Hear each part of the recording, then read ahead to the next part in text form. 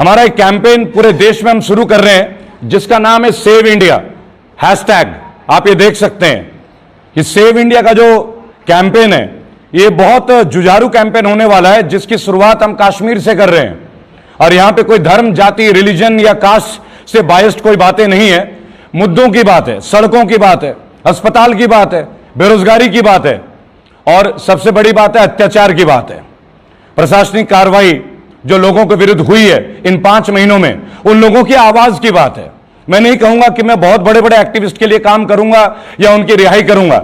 मैं उन लोगों के लिए काम करना चाहता हूं जिनका नाम आज मीडिया में जिक्र भी नहीं होता, फिर चाहे वो दिल्ली दंगे के विक्टिम हो, चाहे मुरादाबाद प्रोटेस्ट के विक्टिम हो, चाहे लखनऊ के प्रोटेस्ट के विक्टिम हो, और बाढ़ में जो लोग अब पीड़ित हैं, बिहार के, बंगाल के, असम के, जिन परिवारों का नामो निशान मिट चुका है, जिनके घर में आज कोई नेशनल मीडिया झांकने वाला नहीं है। इतने बड़े बड़े लोग, इतने बड़े बड़े पत्रकार, जर्नलिस्ट, लेकिन किसी का भी मीडिया वहां नहीं जाता। लेकिन जब अमिताभ बच्चन जी की खबर आती है कि वो कोरोना पॉजिटिव है तो पूरे मीडिया के चैनल हैं और वह नानावती अस्पताल को धन्यवाद देने में लग जाते हैं। मैं इस सिस्टम के खिलाफ हूं।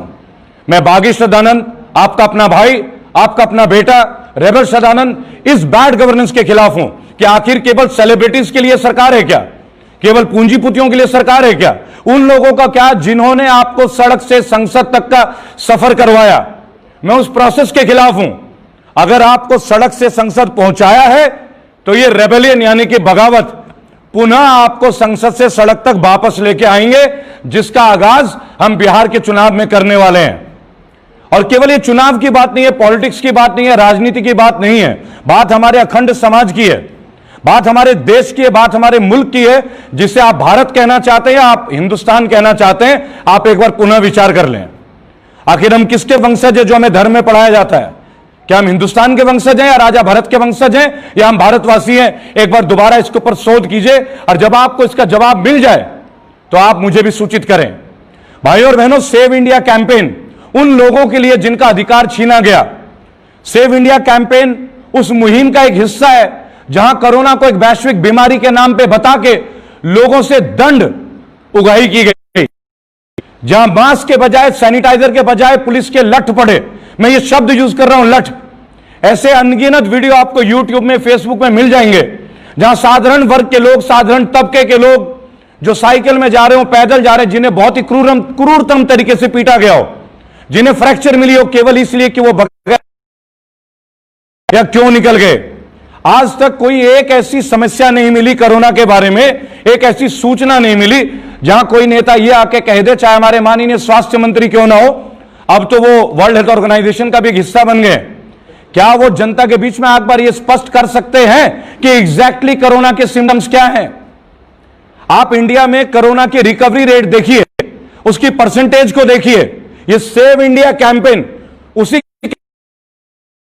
कि आखिर किसी भी व्यक्ति की मृत्यु कमरे के अंदर क्यों नहीं हुई। मैं जहां से ये लाइव कॉन्फ्रेंस कर रहा हूं आप लोगों के बीच, यहां भी कोरोना पॉजिटिव कई केसेस आए और सील किया गया और वो सकुशल रिकवर करा। ईश्वर हर एक को रिकवर करे, मेरी ये प्रार्थना होगी, क्योंकि मैं नहीं चाहूंगा मेरे भारतीय देश के, मेरे देश के महान कोई भी एक नागरिक के साथ इस तरह की दुर्घटना हो। लेकिन यह शोध का विषय है कि हम उनके डेड बॉडी को भी नहीं देख पाए जो लोग कोरोना काल में मृत्यु को प्राप्त हुए। मैंने पहले भी एक बार कहा था, यह अकाल मृत्यु है। यह वो मृत्यु है जिसका वर्णन नहीं है, जिसका साइंटिफिकली कोई एक्सप्लेनेशन नहीं है।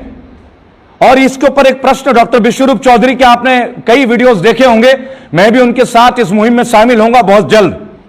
भाइयों और बहनों, सेव इंडिया कैंपेन तमाम उन परिवारों के लिए है जो हमारे गरीब मजदूर भाई बहन जो बगैर नौकरी के असाधारण कष्टों का सामना करने के लिए सड़कों में निकले थे और मृत्यु को प्राप्त करे भूखमरी से। सरकार के तमाम दावे, आज मैं एक एक चीज आप लोगों के बीच गिनाऊंगा और उस मूवमेंट के बारे में, आपके बारे में जिक्र करूंगा। आपने खिलाफत मूवमेंट के बारे में सुना होगा, आपने हरित मूवमेंट के बारे में सुना होगा, आपने 1857 के स्वाधीनता आंदोलन के बारे में सुना होगा।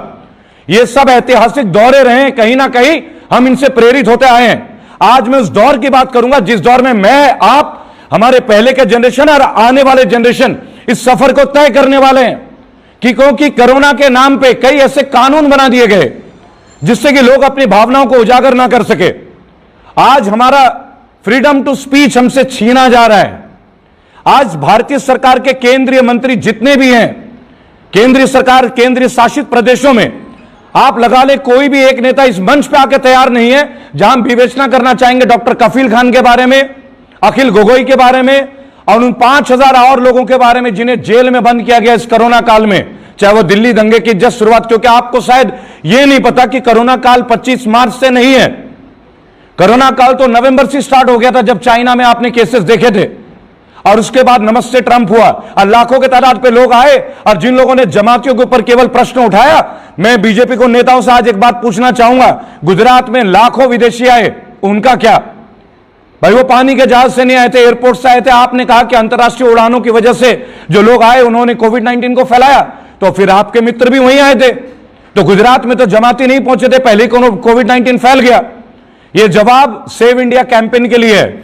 दूसरी बात, लगातार आप एक बात देखते होंगे कि bail package, relief package, Nirmala ji माननीय वित्त मंत्री वो गायब हो गई हैं। ऐसा लगता है कि वो इंडिया में रहती ही नहीं है।